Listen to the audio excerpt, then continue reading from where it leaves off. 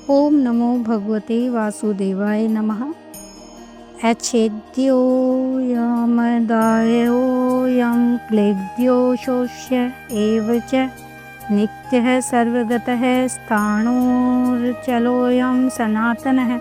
अर्थात क्योंकि यह आत्मा अच्छेद्य है, यह आत्मा अदाह्य है, अक्लेद्य है और निसंदेह अशोष्य है तथा यह आत्मा नित्य, सर्वव्यापी, अचल, स्थिर रहने वाला और सनातन है। पूर्व श्लोक में यह बात कह दी गई थी कि शस्त्र आदि के द्वारा आत्मा नष्ट नहीं किया जा सकता। फिर इस श्लोक में उसे दोबारा अच्छेद्य, अदाह्य, अक्लेद्य और अशोष्य कहने का क्या अभिप्राय है?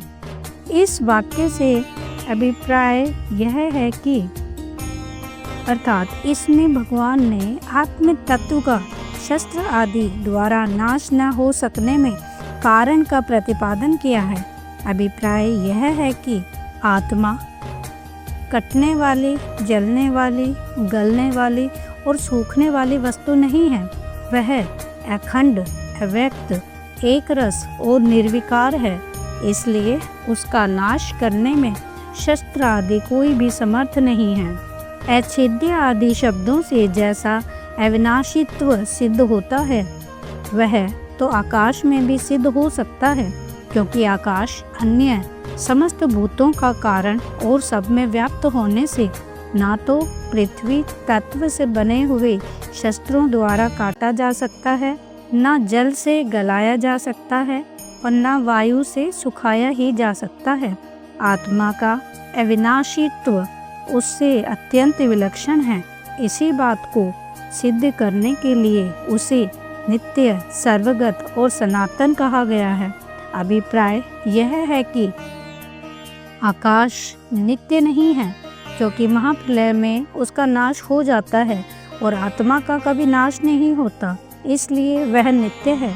आकाश सर्वव्यापी नहीं है, केवल अपने कार्य मात्र में व्याप्त है और आत्मा सर्वव्यापी है।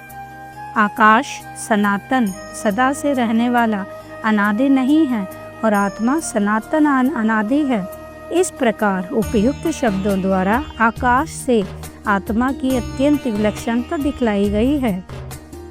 इस श्लोक में आत्मा में चलना और हिलना दोनों क्रियाओं का भाव दिखलाया है।